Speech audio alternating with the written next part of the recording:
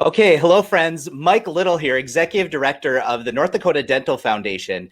In today's update, I just wanted to take some time to connect with all of you and to share an awesome presenter that I had the pleasure of being able to meet a few weeks ago at the North Dakota Oral Health Engagement Meeting. Dr. Timothy Ricks is an amazing individual. He has a lot of credentials behind his name: D.M.D, M.P.H, F.I.C.D. He currently serves as the 20th Chief Dental Officer of the U.S. Public Health Service, as well as Assistant Surgeon General. He serves as the Surgeon General's spokesperson on oral health and interacts with chief dental officers from other countries, with military dental officers and leaders in organized dentistry, with state oral health programs, and much more. He's currently overseeing the development of the second ever Surgeon General's report on oral health. Rear Admiral Ricks has served in the U.S. Public Health Service for over 21 years. Prior to this service, he was an associate dentist, independent contractor, and sole proprietor. And he also served as a military police officer in the Army National Guard. In addition to his role as the USPHS Chief Dental Officer, he also serves in various roles in the Indian Health Services, including Continuing Dental Education Coordinator. He's responsible for 250 to 300 courses every year. Expanded Function Dental Assistant Coordinator. He oversees training and certification of 2,000 EFDAs, and IHS National Oral Health Surveillance Coordinator, and finally, National Oral Health Promotion Disease Prevention Coordinator. I'm so pleased to welcome Dr. Ricks to connect with us today, and let's bring him on the screen. Dr. Ricks, hey, good to see you. How have you been? I've been doing great, Mike. Thank you. Long time no see. Long time no see. And I tell you what, that session on the first day with you where we were able to have you on a panel and you shared the national landscape of the data of everything that's happening in the United States with oral health, that was phenomenal. You did an excellent job. And I just was really impressed with your level of detail and knowledge around oral health. And then specifically in the breakout during the question and answer period, when you got a little bit more into this project that you had going with the IHS Early Childhood Caries Collaborative, I was really blown away. And that was during the Q&A portion, and you were able to share some information with us. And I was just like, wow, we really need to share that with our friends and see if we can't look at doing something like that in North Dakota. So we brought you on and you said yes. Thank you so much. It's great to see you. Well, wonderful. And before I get started, let me just say it was truly a team effort that I'm going to be speaking about. So, you're giving me all the credit, but it really was the hard work of a multidisciplinary team. But do you want me to go ahead and start sharing some slides? Absolutely. Let's do it. Let's bring your slides up. Okay. And you can have the floor. Well, wonderful. And thanks again, Mike, to you and to the North Dakota Dental Foundation for the invitation to speak to you today. And I'm going to talk about our Indian Health Service Early Childhood Caries Collaborative. And just as a starting point, early childhood caries is defined as the presence of any decayed, missing due to decay, or filled teeth in a child under 6 years of age. As Dr. Mike Little said, I am with the Indian Health Service Division of Oral Health, where I am the Oral Health Promotion Disease Prevention Coordinator. And so that is the context in which I'm speaking today. So for those of you unfamiliar with the Indian Health Service, we're one of the agencies within the Department of Health and Human Services. We serve over 2 million American Indians and Alaska Natives, including in North Dakota, from about 600 federally recognized tribes or nations. Our mission is to raise the physical, mental, and social and spiritual health of American Indians and Alaska Natives to the highest level. And we do this in oral health through the delivery of care in about 350 programs across 37 states. We have about 4,000 total dental staff, including 1,000 dentists, 400 or so hygienists, 2,000 assistants, and so forth. This is what we have administrative offices in 12 different locations across the U.S. I am in Nashville, Tennessee, even though my headquarters office is in Rockville, Maryland. So I do travel back and forth pre-pandemic times, not now, but North Dakota is part of the Great Plains area, and the headquarters office for your region, which includes the 4 purple states there, is in Aberdeen, South Dakota. And I told Mike this last week, but North Dakota is one of 2 states I haven't had the pleasure of visiting yet. New Hampshire is the other. And interestingly, last week I spoke to New Hampshire and to North Dakota at various meetings. So hopefully, once this pandemic is over, I'll be able to actually make it up there in person at some point. We'd welcome you. We'd love to have you. Thank you. So across all age groups, American Indians and Alaska Natives, AIAN, suffer disproportionately from dental disease. And you can see the 2 columns compared to the general U.S. population across age categories. American Indians and Alaska Natives have much worse tooth decay, periodontal disease, missing teeth, and so forth. With regard to early childhood caries, look at the bar graph on the right side. And what we see is that by age 2, 4 out of every 10 children already have tooth decay. And by age 1, 1 out of every 5. So when you're talking about preventing early childhood caries, which is the name of the game, right? We all want to prevent disease. 2 is truly too late. Now, the picture, the bar graph on the left shows what I was trying to say in the table, and that is American Indians, Alaska Native children under the age of 6 suffer far worse disease than any other group. 4 times as much as U.S. white children of the same age, twice as much as the next highest minority group, which is U.S. Hispanics. And before I went on, Mike told me that at Head Start age, 92% of American Indians, Alaska Natives in North Dakota have dental caries, early childhood caries, and it was, I believe, 64% of white Head Start children. So there's definitely a disparity between American Indians and Alaska Natives and U.S. whites.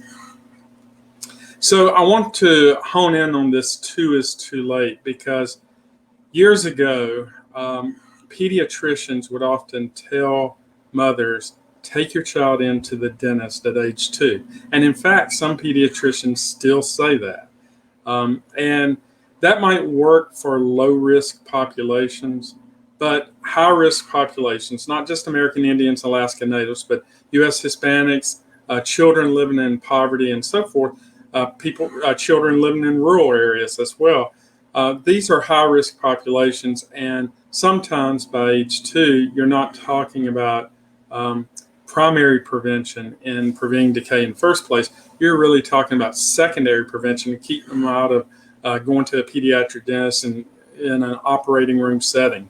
So our whole program, which I'm going to talk about, really was based on a concept of first tooth, first exam. So as soon as the tooth erupts, we encourage parents to bring the children in.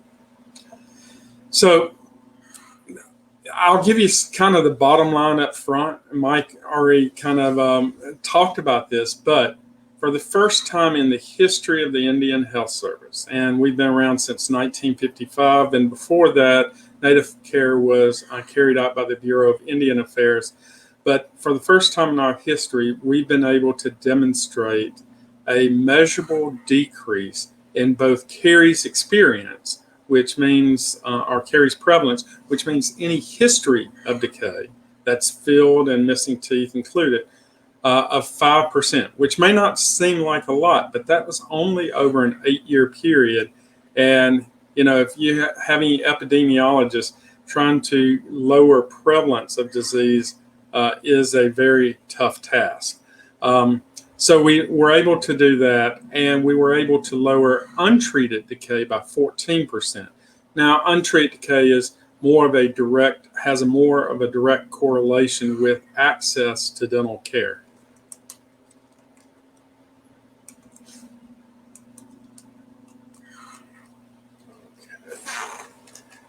So we did have three regions as well that had some really significant reductions in caries experience. This is not untreated decay. This is the actual early childhood caries period.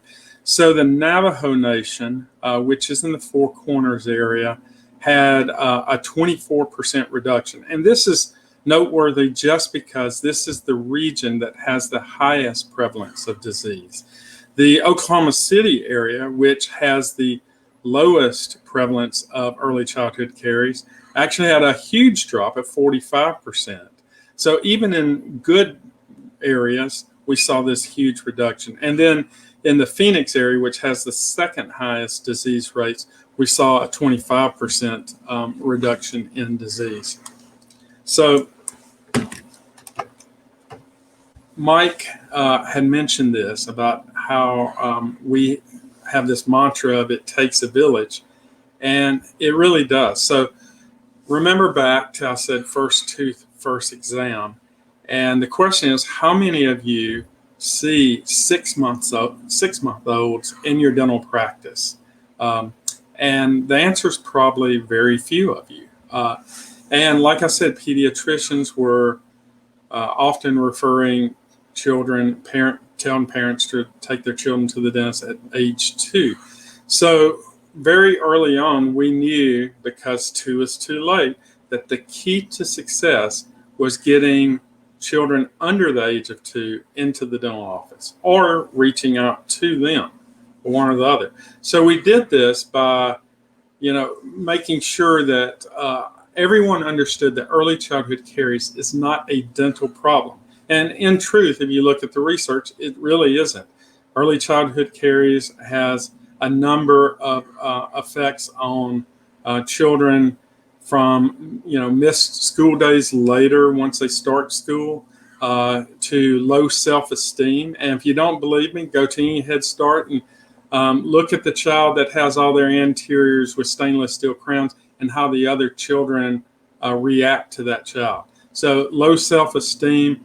There's even studies from the Maternal Child Oral Health Bureau of where early childhood caries sort of sets this path to where children have lower success even after the teeth are restored, lower success in school, and less success even as adults. So early childhood caries really starts a cascade of negative events for children. So back to the question, who sees 6-month-olds, 9-month-olds, and so forth if the dentist doesn't? Well, that's what we aimed to find out when we started this. And so we reached out to medical staff, public health nurses, because we know children are getting vaccinated, right? So there's the Well Child clinics and things like that. The Women, Infants, and Children's program, of course, they, especially with American Indians, Alaska Natives, many are tuned into that. So that was another resource. Communities and tribes often run by, elders, kind of run the tribe. So we want to influence tribal elders so they could spread the word, because word of mouth is really effective. Obviously, Head Start and Early Head Start were important partners, daycares as well. And then in the Indian Health Service, we have a special paraprofessional called a community health representative. They're usually Native American from that tribe or community, and they go into homes and do health assessments, blood pressure, glucose, and so forth. So it was only a natural fit for them to go into homes and talk about oral health education. But it's beyond just talking. We actually trained Head Start teachers and daycare teachers, medical staff, public health nurses, community health representatives, how to do oral health assessments and how to apply fluoride varnish. And so the picture on the top left is actually a physician doing an oral health assessment. And for those of you saying that's not a big deal, you should see physicians doing oral health assessments. It's quite different. So, but we're very thankful that they're, the American Academy of Pediatrics now has a very robust oral health assessment guide and so forth. So you can go there to learn more. On the right, the picture is a circle brush at a Head Start program. And so they all, sit at the table, and there's an adult teacher or an aide that shows them how to brush their teeth. And of course, that was pre-pandemic stuff. And then down the bottom left is we actually wanted to create a superhero. So we had a Native American adolescent design Mighty Mouth. And Mighty Mouth, and you can barely make him out. I probably should have put a better picture. But he's the dude with the green tights and the yellow cape in the back. And he's holding a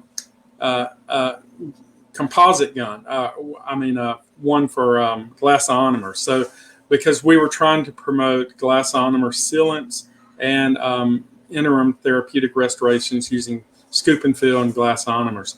So many of our programs, and I believe that is actually in Pine Ridge, South Dakota, where this picture was taken.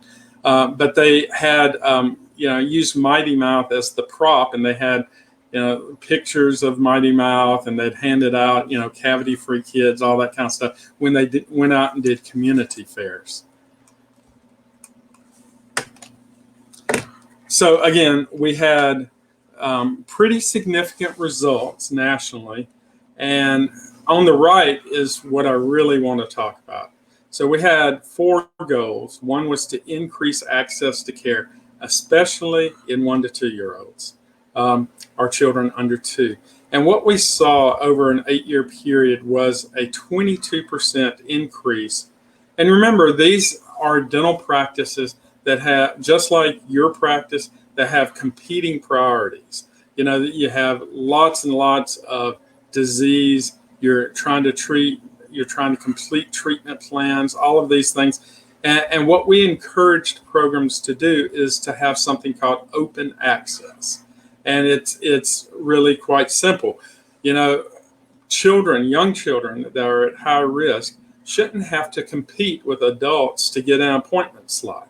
So how long does it take to do a quick oral health assessment on a 6-month-old with 2 mandibular incisors? It takes about 10 seconds, right? How long does it take to apply fluoride varnish to the same child with two teeth?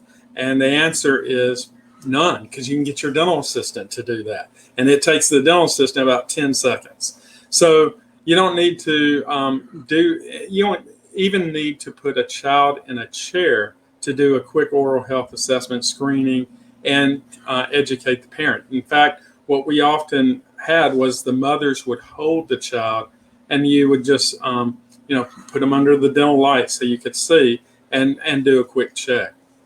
And it didn't even have to be done in a dental office. We did this in early Head Start. We went to daycares. We did community health fairs and so forth. And it was not just dentists. It is not rocket science to see big black holes in teeth. So we actually developed a lot of packets, brochures and stuff for different partners, like physicians, like community health representatives, Head Start, and so forth.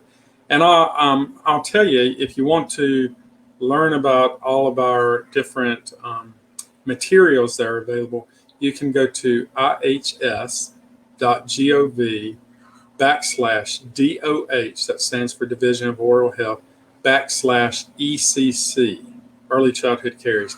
And on that site, you'll see things like a caries stabilization course, because we not only promoted access for children, but also their mothers and fathers as well. And we want to stabilize, take care of their dental caries too, to prevent that transmission of bacteria from parent to child or caregiver to child. A second thing that, back to access, we had a 22% increase. The amazing thing is, of that 22%, 14% were referrals from outside the health system. And that's, just think about that. That's not medical providers sending children to the dentist. This is Head Start and daycares and all these people that we taught to do oral health assessments, basically lifting the lip and seeing if there were dark spots. So that was a significant improvement. The next thing we tried to do was to encourage our providers to apply dental sealants. And you say, well, everyone does dental sealants, right? Try a dental sealant on a 1-year-old. Okay, it's not easy. And one of the things, so in 2016, the American Dental Association and the American Academy of Pediatric Dentistry came out with a policy statement on glass ionomer dental sealants on primary molars. That was 2016. This initiative that I'm talking about started in 2009, and we advocated that 7 years prior to the ADA and AAPD. So there was a huge paradigm shift from oral health professionals, dentists, hygienists, and assistants doing resin sealants to moving to glass ionomer sealants, especially when moisture control couldn't be achieved. So they're very, very young. And because of that, we had a 48% increase in dental sealants. Our next goal was to increase fluoride varnish. And if you go on like the Association of State and Territorial Dental Directors website or various other websites, you'll learn that the standard is 3 to 4 times a year of applying fluoride varnish to high-risk groups. That standard actually came from the Indian Health Service. So we encouraged 4 times a year. But, in truth, we had so many people applying fluoride, physicians, public health nurses, Head Start, daycares, and then in our dental clinics and at health fairs, that some of these children probably had 10 or 12 applications a year. There is no harm to topical. There's never been shown any harm to topical fluoride. So too much is not a problem. Too little is a problem.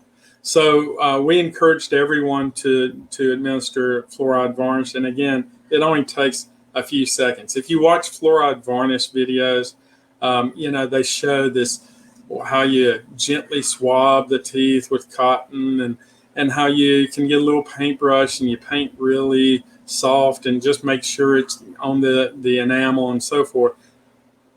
You don't have that kind of time when you're dealing with a 6-month-old baby that opens his or her mouth for about 10 seconds.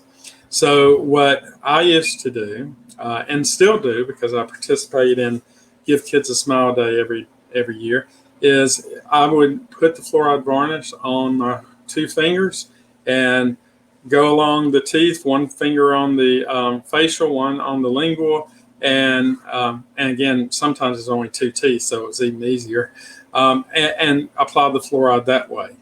You only have a few seconds to do.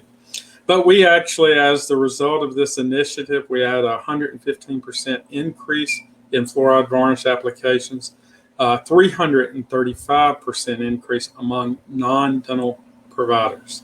And you say, well, none of them were doing it before, and that's not exactly true. Physicians, the American Academy of Pediatric Dentistry, American Academy of Family Physicians have taught fluoride varnish application by medical professionals for quite some time. So the fact that we had such a huge increase was really more because of the nurses, not the physicians. And we had a 227% increase in 1 and 2-year-olds. Now, why is that significant? Because I came from private practice before I went into the Indian Health Service. And when I saw in private practice a 1-year-old, a mom bring a 1-year-old or a 2-year-old in, I got the referral notebook out and start writing the referral. But we actually had a huge paradigm shift. The number of referrals that we had were decreased significantly. And it was because dentists got more comfortable with that 30-second encounter with the 1-year-old. And so they could paint the fluoride varnish. So we had a huge increase. And then finally, interim therapeutic restorations. There was a paradigm shift in this as well. In dental school, all of us are taught remove all decay. And, always apply or administer anesthesia if you think it's going to be deep. Well, with ITRs, the entire concept is to not traumatize the child. So there's an existing cavitate lesion. You scoop it out with a spoon or a large round burr, and if you get close to the pulp, you leave the decay. And it is not malpractice. This is an interim therapeutic restoration. There have been many studies, GI, glass ionomer releases fluoride. So it is a very evidence-based thing. And what we learned is most of the time, even though this is called interim and it's treated like a temporary, if you have a good marginal seal on the glass ionomer, it ends up being a permanent restoration because the tooth exfoliates before you have to replace it. One interesting thing that we saw is even after our initiative was over, that those benefits of establishing a dental home, getting in to the dentist regularly, getting fluoride varnish 3 to 4 times a year, getting all your teeth sealed that if you're at high risk, and most Native American children are, actually we saw the results further on down the road in 6 to 9-year-olds. And so you can look, our last major survey on 6 to 9-year-olds was in 1999. And then we did it again in 2016, 17. And what you'll see is pretty much dental caries experience in all teeth and primary teeth and permanent teeth and untreated decay in primary and permanent all decreased pretty significantly in 6 to 9-year-olds. And we attribute this to the Early Childhood Caries Collaborative. So the question is, can this be replicated? And what are the keys to success? So the first thing I want to mention is first tooth, first exam, because again, 2 is too late. 1 is too late. 1 out of every 5 Native American children already has decay at age 1. Collaborative partners are important because dental can't do this without reaching the very young children. And you have to have people that promote that idea. You have to have people that do referrals to dental.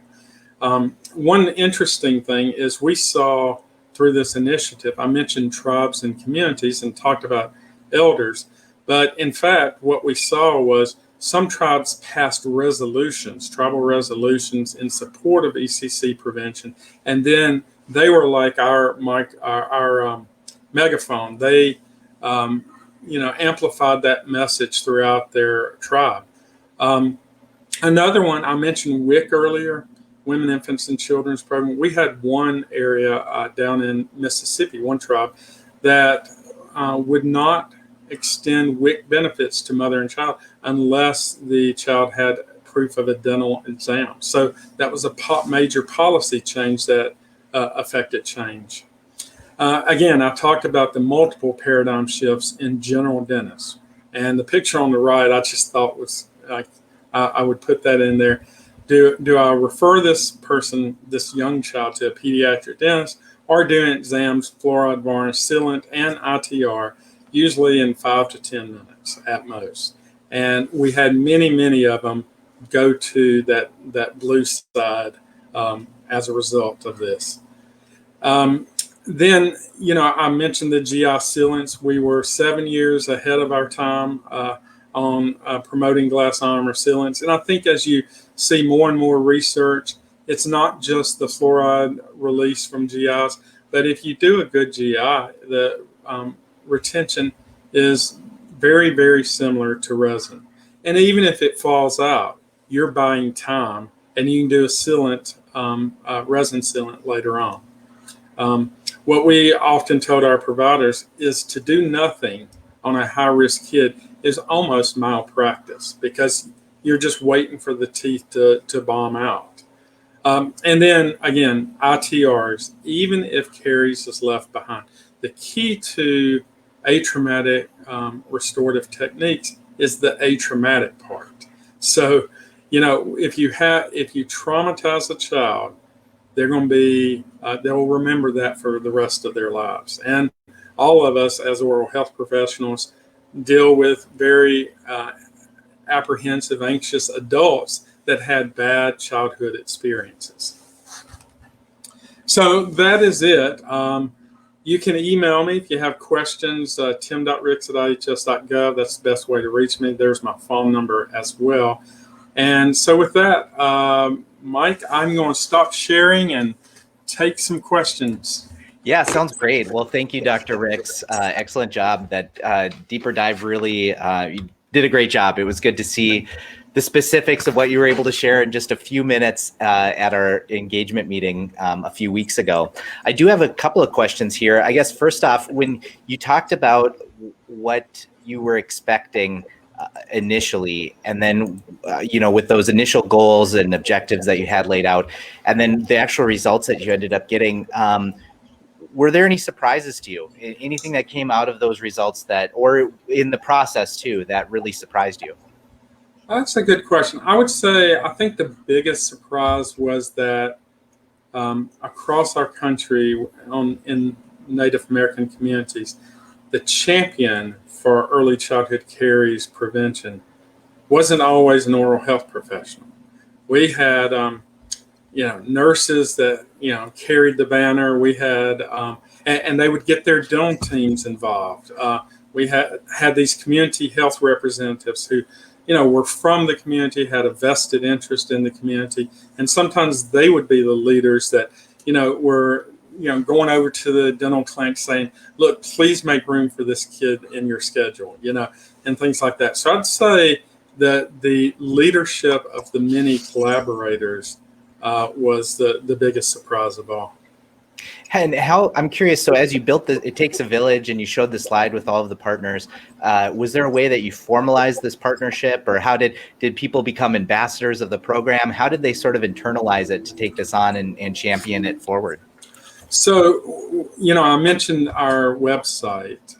We had training courses that we put on for, our collaborative partners, national webinars and things like that. But we also had these packets, and we could count how many of them downloaded the packets. We had not only a caries stabilization course, which was more aimed at oral health professionals, but we had a how to apply fluoride varnish course as well. And many of the non-dental people took that course. It wasn't a requirement, but I would say we had probably close to 1,000 people taking that course. So I think it was all of these things combined was the way we tracked how many people were involved. But the numbers kind of speak for themselves as far as the non-dental contributions with access and fluoride and so forth. Yeah, for sure. That's good to know. And I love I think you guys are going to have to franchise Mighty Mouth. I like that idea of wearing a mascot costume. That's great. What were some of the challenges that you guys experienced? So as you were rolling this out and then this multi-year project, it sounded like, you mentioned just the fact that you were sort of ahead of the curve on a few of these things, right? Like some of the recommendations that came out later on glass ionometer, sealants. And so could you just walk us through what were some of those challenges for you? Yeah, and I'll first say with Mighty Mouth, we couldn't find anyone to actually don the costume. So, Mighty Mouth's just on paper. But I'd say the biggest challenge probably was just relying on technology. Okay, so when you're trying to get word out to 350 dental practices in 37 states, how do you do that? Well, our carrot was we had continuing education webinars so they could get credit. But at least in our practices, the key is not the dentist, but it's the dental assistant, because most of the dental assistants are from those communities. So getting the word out to dental assistants proved to be the biggest challenge. And of course we did, used emails and webinars and things, but I cannot tell you that we had 350 programs participating. We had some programs that there was just absolutely no change. So I think if we had to do this again, we would have done more in-person visits. And I did travel around the country, and we have regional managers as well that traveled out to the sites, but we didn't get to every site. And this is one of those initiatives where you can't just present it one time and hope everybody buys it hook, line, and sinker. You have, especially the paradigm shifts that I've been talking about, you really have to kind of hammer it home over and over and over to talk about, the effectiveness of GI sealants, getting other people involved, doing oral health assessments. So I think the biggest challenge was just technology itself and getting the word out. Mm. Yeah, and that kind of ties into my next question a little bit, just about what it helps ensure that this multidisciplinary collaborative approach succeeds. So when we think about bringing diverse groups together like WIC and Head Start and these different groups, it sounds like that in-person connection is really key. It sounds like multiple touch points, being able to just be consistent on message is important, and just developing those relationships. Yeah, as Chief Dental Officer of the Public Health Service, I'd go around the country and I speak to, or pre-COVID now, just virtually go around the country and talk to state oral health coalitions. And the ones that are successful have a lot of non-dental partners. They bring in non-traditional groups, Families USA, Head Start, parent-teacher organizations, and so forth. And I think that's kind of what I mean by it takes a village, is that you've got to think outside the box and bring non-dental people to the table, because they'll not just help amplify the message. In some cases, like daycares, Head Start, they'll actually be the referral source. So I think that's the challenge as all of us move forward. You mentioned that idea of when you're connecting with these different groups that are maybe not initially a part of the oral health community, but in these other areas, any recommendations for how to overcome the potential barrier of it's not my problem? Or, that's one of the typical barriers you can run into is people not maybe seeing the connection. And so any recommendations on how to bridge that barrier? Well, two recommendations. Number one, I made a very distinct point that early childhood caries is not a dental problem. And you have to make that sell. And there is a lot of research that shows the effect of ECC on, childhood obesity, on, psychologically, self-esteem, success in school. So all these external partners, surely they're interested in one of those things. So if you can tie it into something of interest to them, that is a key to. And the other thing is, I wouldn't bite off more than I can chew. I wouldn't bring in all of the dental stuff. I'd focus on, say, early childhood caries or school-aged children, something like that. Make it a small thing. The second recommendation that I would have is, for those of you that are oral health professionals, is adopt a bi-directional approach at integration of medical and dental care.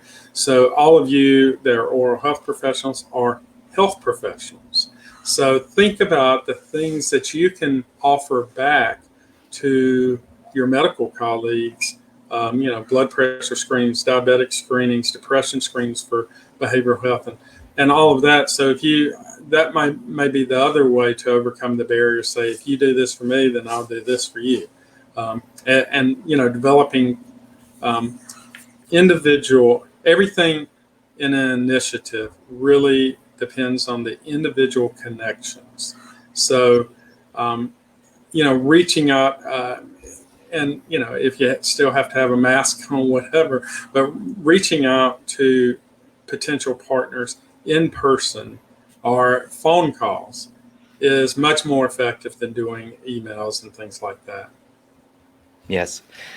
Well, good, great recommendations. Amazing results to see the significant changes that you guys were able to see over this time period within this patient population, and way to have courage and step out and try something innovative and take a new approach and connect with partners to make that happen.